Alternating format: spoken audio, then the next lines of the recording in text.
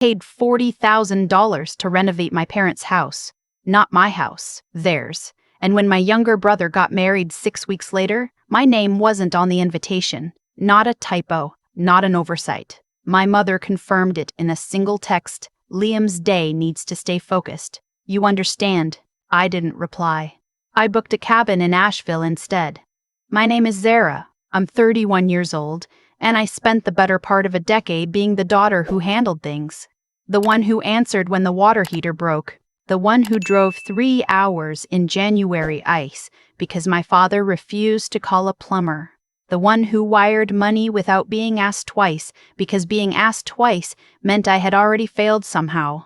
The renovation was my mother's idea, framed the way most of her ideas were, as something the whole family would benefit from, something that would hold us all together. The kitchen was falling apart. The roof over the back porch had been leaking since I was in college. My father's study had water damage along the baseboards that he had been ignoring for 4 years. She laid it out over the phone in late winter, her voice carrying that particular tone she used when she had already decided the answer and was only informing me of it. I listened. I said I would think about it. She thanked me the way people thank someone after they've already told everyone else the decision is made. I wired the money in 3 installments. $40,000 I had spent 2 years saving.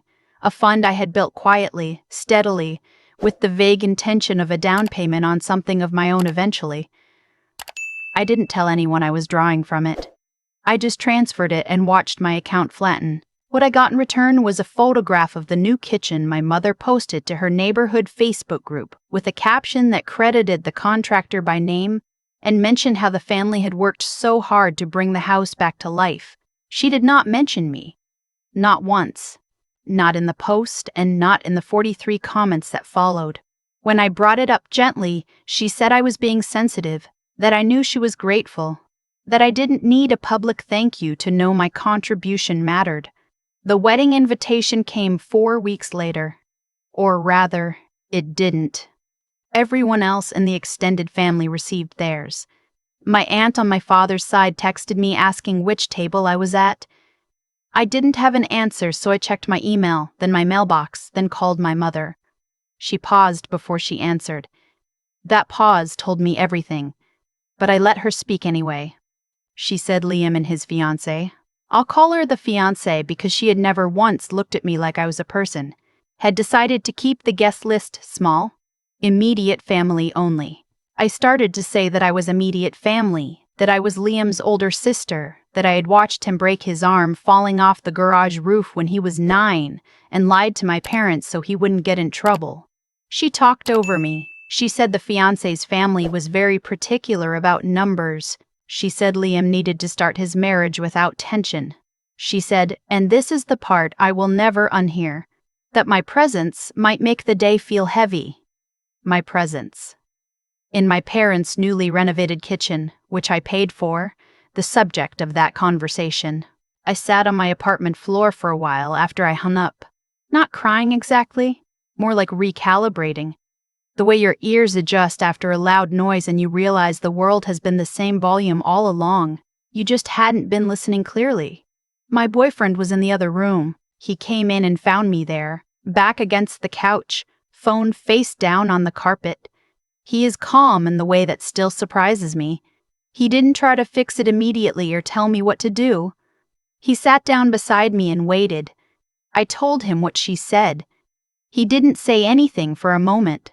Then he asked me what I needed. I said I needed to not be here when they were doing whatever they were doing. He opened his phone and started looking. We found the cabin in Asheville that same night. It was a 2-hour drive from our apartment, tucked into the ridge above the city, with a wraparound porch and a fire pit and a bedroom with windows that looked out onto nothing but tree line. We booked it for the exact weekend of the wedding. I paid for it with the credit card I use for things that were mine. I didn't tell my family we were leaving. I didn't announce it or post about it. I simply stopped being reachable. The drive up was quiet in a way I hadn't expected. I had braced myself for a heaviness that didn't come. The mountains appeared in stages as we went north, the city dissolving behind us, and by the time we turned off the main road onto the gravel path that led to the cabin, I had stopped rehearsing conversations that weren't happening.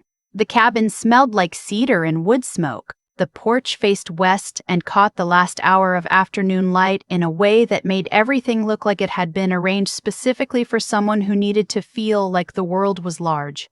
We unpacked slowly. I made coffee. My boyfriend got the fire pit going and we sat outside until well past dark, talking about nothing in particular, which is its own kind of luxury. I slept better than I had in months. The next morning, he was already on the porch when I woke up, scrolling through his phone with an expression I had learned to read. Something between careful and braced. He told me before I even asked. My brother's wedding was on social media, not because either of them had posted, because a guest had from inside the ceremony. A shaky video filmed from somewhere near the back of the hall. In it, my brother was standing at the altar.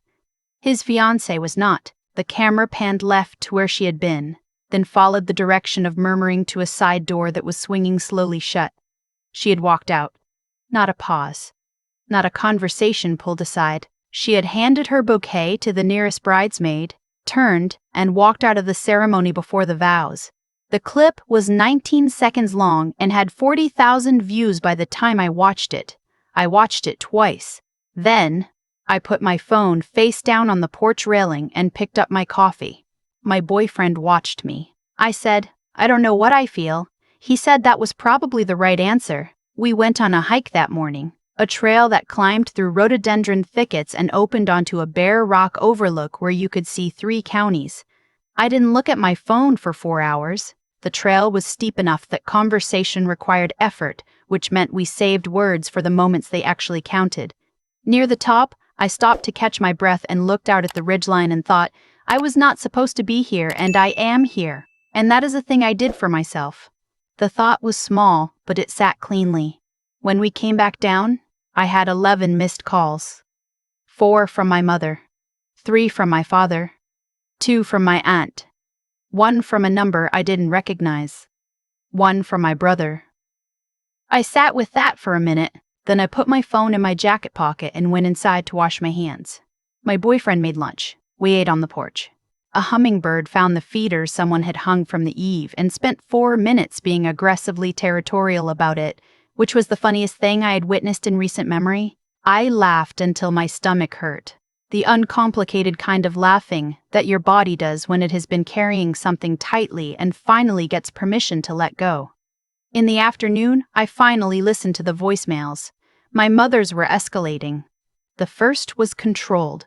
"Call me when you get this. There's been a situation with Liam's wedding. We need you to come home." The second was less controlled. The third used the word crisis. The fourth was mostly silence, and then her voice at the end saying my name twice, which was somehow worse than anything specific she could have said. My father's were shorter. He is not a man who handles disorder well, and his voicemails sounded like someone reading from a script he had just written. "Your brother is struggling. This is a family matter. Your mother needs support." Each one a statement, not a conversation. My brother's message was different.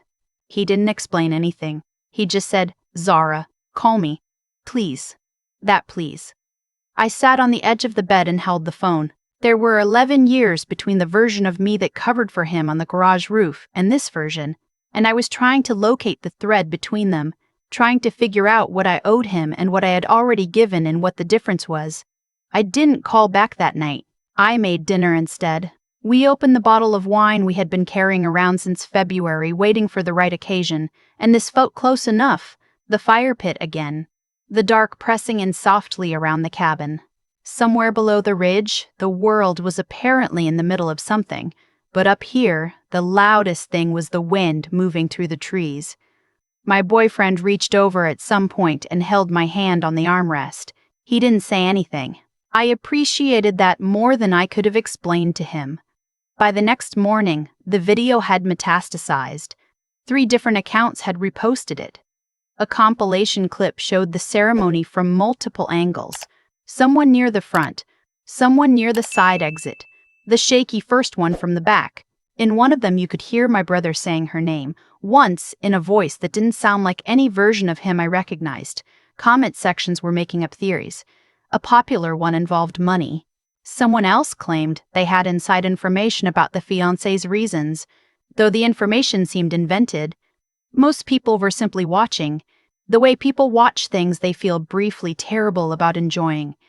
My name appeared, not from anyone who knew me personally, from someone who had apparently seen my mother's Facebook posts about the kitchen renovation and connected it to the wedding drama through a comment thread I hadn't known existed. Someone had typed, "Didn't she pay for the whole renovation and then get excluded from the wedding?" That's wild. It had 47 likes. I stared at that comment for a long time. Then I closed the app. That afternoon, a text arrived from my father's sister. My aunt, who had always occupied a particular role in our family, the one who said quietly true things at loud moments. She wrote, "I heard what your mother said to you. I don't agree with it. I hope you're somewhere peaceful." Then, a few minutes later, "Also, I need to tell you something about your grandfather's accounts that you deserve to know. Can you call me this week?" I read the second message 3 times. My grandfather had died 2 years earlier. He was the kind of man who kept things tidy, paid his bills early, kept a will that was updated, owned a small property in Western Carolina he had bought in the 90s that he used to talk about leaving to the grandchildren. When he died, my mother was the executor. I had never seen the will. When I asked once, gently, she said it was still in probate and complicated and she would explain when the time was right. The time had apparently never been right. I called my aunt from the porch while my boyfriend walked a short loop trail behind the cabin. She answered on the second ring. She told me slowly and without drama. My grandfather had updated his will 14 months before he died. The property in Western Carolina, which had appreciated significantly as mountain land in that region had over the past decade, was meant to be divided equally between his 3 grandchildren. That meant me, my brother, and our younger cousin. My mother had been present when the updated document was signed. She had also been the one to present documents to the attorney after his death. My aunt had found a copy of the updated will in my grandfather's desk 6 months ago and had not known how to bring it forward without causing damage she wasn't sure she could contain. She said, "I should have told you sooner, and I'm sorry." I leaned against the porch railing. The trees moved below me. The afternoon was very still. I asked her what she wanted me to do with this. She said she had already spoken to an attorney. The updated will was valid. The process would be slow and it would be contested, but the documentation was solid.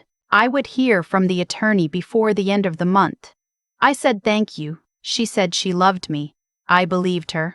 When my boyfriend came back, I was still on the porch, but sitting now, the phone on my knee and the view in front of me doing whatever views do when you've just received information that reorganizes the last 2 years. I told him. He listened the way he always does, without interrupting, without jumping ahead. When I finished, he said, "Does this change anything about how you want to handle today?" I thought about it. I said, "Not today. Today is still ours." We drove into Asheville that evening and had dinner at a restaurant we had been meaning to try for over a year. The kind of place with exposed brick and a menu that changes weekly and enough ambient noise that you feel comfortably private. We split a bottle of something red from the Rhone and ordered too much food and ate most of it anyway. My boyfriend made me laugh twice doing his impression of the hummingbird from that morning. The night was warm enough to walk after, and we did, through the lit streets of a city that had no idea who I was or what had just happened or what was waiting for me at home. I didn't check my phone for 3 hours. When I did, I found a message from my brother. Not a call this time. A long text, which was unusual for him because he had always communicated in the shorthand of someone who found words inconvenient. He wrote that he was sorry, that he had known about the invitation and said nothing because he had told himself it was between me and their parents, and it wasn't his place to intervene. He wrote that this was cowardly and he understood if I was angry. He wrote that the fiancée had ended the engagement before the ceremony even began, that she had given him reasons he was still trying to process, that he was staying at a friend's place and not sure what came next. Then, at the end, he wrote, "I didn't say anything when they left you out and I should have. I'm sorry. You paid for that kitchen and they thanked the contractor. That wasn't right. I read it 4 times. I didn't respond that night. Not because I was withholding. I just didn't have words yet that were honest and also kind, and I needed both." My mother's messages had shifted in tone by the 3rd day. The urgency about coming home had softened into something more careful, more strategic. She wrote that she hoped I was well. She wrote that the family was going through a difficult moment and that she knew we had our own tensions, but that surely I could see this was a time for unity. She wrote, and this is the one that stayed with me, that she had always trusted me because I was the dependable one. The dependable one, as though dependability were a trait that existed for someone else's use. I put my phone inside and went to sit on the porch by myself for a while. The sun was going down. The ridge across from us caught the last light in a way that turned everything briefly gold. I thought about the word dependable and what it had cost me. The scholarship I had declined my 2nd year of graduate school because my mother said she needed help navigating my father's health scare, which turned out to be minor and resolved in 3 weeks. But I had already turned down the funding. The promotion I had declined a year later because Liam's apartment fell through, and someone needed to let him sleep on my couch for 4 months. The $40,000. The kitchen they renovated with it, the caption that didn't mention me, the invitation that didn't come. It wasn't that the dependability had been a performance. It was real. I had wanted to help, and I had helped, genuinely, without keeping score most of the time. But there is a difference between choosing to give and being taken from, and somewhere along the way, I had confused them, or allowed the confusion to happen, and the result was that I was sitting on a porch in Asheville having been told my presence would make my brother's wedding feel heavy. I let that sit. The gold left the ridge. The sky went to that particular shade of blue that doesn't last long. I went inside and wrote 2 emails. The first was to the attorney my aunt had mentioned, introducing myself and saying I was ready to be in contact whenever they were prepared to reach out. The second was to my manager at work, letting her know I was taking 2 additional days off the following week. I had accrued the time. I had just never used it. Then I closed my laptop and we made dinner together in the small cabin kitchen, bumping elbows, my boyfriend badly guessing the names of the spices in the rack above the stove. It was ordinary and warm and completely mine. We drove home 2 days later. The mountains got smaller in the rear view and the city reassembled itself around us as we came south. My phone had been mostly quiet by then. My mother had sent one more message the previous evening, something about moving forward. Something about putting things behind us. I hadn't answered. I wasn't ready to answer in a way that said what I actually meant, which was, I am not angry. I am something slower than angry, something that has been building for years and is now simply very clear. 3 weeks after we came home, the attorney called. Her name was Dr. Tamar Morrow. She insisted on the title, which I respected immediately. She was direct and unhurried and laid out the situation without softening it. My grandfather's estate included the property, now valued at just under $400,000 in current market. The updated will, which had been properly executed and witnessed, named all 3 grandchildren equally. My mother, as executor, had submitted the prior will without disclosing the update. This was not a small matter. The documentation was extensive. The path forward would take time but was solid. She said, "You are owed something real, and the process is going to prove it." I sat at my kitchen table after the call ended and thought about the word owed. I had spent so long not keeping track, not tallying, not framing anything in terms of what was owed me, that hearing the word applied to my situation felt almost foreign. Like hearing someone describe a color you'd been looking at for years, and finally knowing its name. I called my brother that evening. We talked for a long time. It was not an easy conversation, but it was an honest one, which is rarer and more valuable. He asked about the attorney. I told him. He was quiet for a moment and then he said, "She really kept that from us. I said, "She kept a lot of things." He said, "Yeah." We didn't solve anything on that call. But by the end of it, I felt something loosen in my chest that I hadn't known was held. He is still my brother. That is the thing I had temporarily mislaid and was now finding again, not in the exact shape it had been, but present. My mother called 2 days later. She had heard from the attorney's office. Some preliminary paperwork had been sent, and she understood now that I was proceeding. Her voice was controlled, but there was something underneath it that I had not heard before. Not exactly remorse, more like the sound a person makes when they realize they have been seen doing something they convinced themselves no one was watching. She said she had wanted to protect the family. I said, "You protected yourself." She was quiet for a moment. I told her that I wasn't calling lawyers to punish her and I wasn't doing it for money in the abstract. I was doing it because my grandfather had wanted me to have something and she had decided unilaterally that I shouldn't, and that decision was part of a longer pattern I was no longer willing to accommodate. I said this without raising my voice. I had rehearsed it twice, but it came out cleaner than the rehearsals. She said, "I thought you understood how families work." I said, "I understand now. We haven't spoken since. That was 4 months ago." The process with the estate is ongoing, slow and bureaucratic in the way legal things are, but moving. My attorney sends updates. My aunt checks in. My brother and I have had dinner twice since the call, and both times it has been cautious and real in equal measure. The cabin in Asheville keeps showing up in my memory at unexpected moments. Washing dishes. Sitting in traffic. In the way it does when a place meant something that you're still figuring out. I think about the porch and the fire pit and the hummingbird being absurd of the feeder. I think about the morning I woke up in a bed I had chosen for myself, in a place I had booked because I needed somewhere to be that wasn't inside someone else's version of my life. My boyfriend and I have been looking at property. Not the mountains specifically, somewhere quieter but reachable. A place that has a yard and good light and enough space that the walls don't hold the noise of the day when we want to put it down. We found one recently with a back porch that faces east and a kitchen that needs new counters but has good bones. We're not in a hurry. But we're looking. Someone from my old graduate program reached out last month. She runs a nonprofit now focused on housing rights and had seen something I'd written online. She asked if I'd be interested in consulting part-time. The work is different from what I do now. More tangled and more real, and I've been in conversation with her about it since. Nothing is decided. But I'm in the conversation, which is its own form of forward. I got a message recently from a woman I don't know, through a mutual acquaintance. She had apparently heard pieces of my situation through a chain I couldn't fully trace.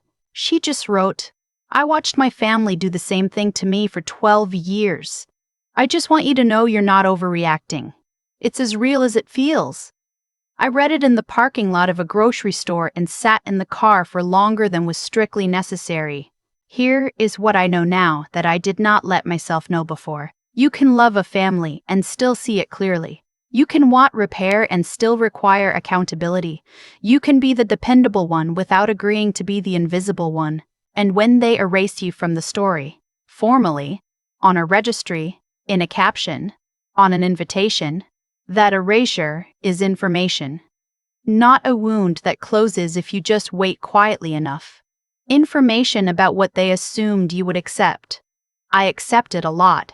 I don't think I was wrong to be generous. I think I was wrong to let generosity become something they counted on without counting me. I'm not angry. I said this to my boyfriend a few weeks ago and he looked at me like he was checking whether I meant it. I do mean it. What I am is awake. Which is different and harder to undo, and mine. If you have been told your presence would make something heavy, if you have been erased from a list or a caption or a day that your own hands helped make possible, I want you to hear this. You were not the problem. You were the budget, and there is a meaningful difference. You are allowed to book the cabin. You are allowed to not come home. You are allowed to let the thing fall apart without standing in front of it. And when the pieces settle, and they will settle, you are allowed to stand in what was always yours and call it by its right name. I've been thinking lately about the word dependable, about how long I wore it like something I had chosen, when really it had been chosen for me, fitted so early and so consistently that I stopped noticing the weight of it. Dependable meant I showed up. It meant I wired the money and drove the hours and declined the things I wanted and arranged my life around the shape of other people's needs. And for a long time, I told myself that was love. That choosing sacrifice was the same thing as choosing family. What I understand now is that they are not the same thing at all. There is a version of generosity that comes from genuine care. You give because you want to, because it feels right, because the person in front of you matters and your help makes a real difference. That kind of giving doesn't hollow you out. It doesn't accumulate into a silent ledger you don't know you're keeping until one day you open an inbox and discover your name isn't on an invitation to something your own hands helped build. What happened to me wasn't a misunderstanding. My mother knew what she was doing when she sent that text. She had calculated, probably correctly based on years of evidence, that I would absorb it quietly, that I would be hurt but not loud about it, that I would show up anyway because that is what I had always done. The cruelty wasn't in the exclusion itself. It was in the confidence behind it, the certainty that I had been trained out of expecting more. Liam didn't make it right by apologizing, but his apology mattered because it was honest. He said the thing that was true. He saw it and said nothing because he told himself it wasn't his business, and he understood that was cowardice. I respect that more than I would have respected a defense.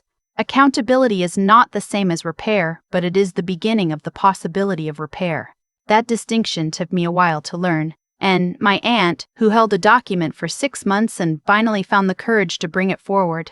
I think about her a lot. About what it costs to stay quiet when you know something true is being buried.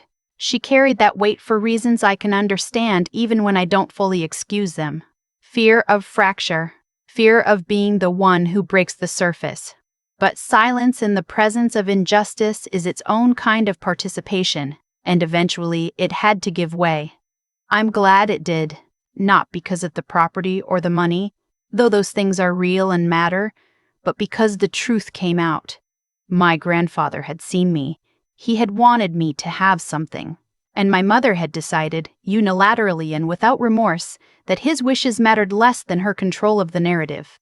That is the thing that took me the longest to name clearly. Control dressed as protection.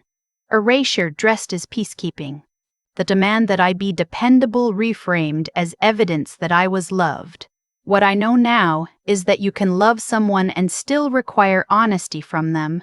You can want a family and still refuse to disappear inside one. The courage it takes to book the cabin, to not come home, to let the thing fall apart without throwing yourself in front of it. That is not abandonment. It is the first honest act you perform for yourself after years of performing honesty for everyone else. I am not angry at my mother. I am something more durable than angry. I am clear. And that clarity, which cost me more than any check I ever wrote, is mine to keep.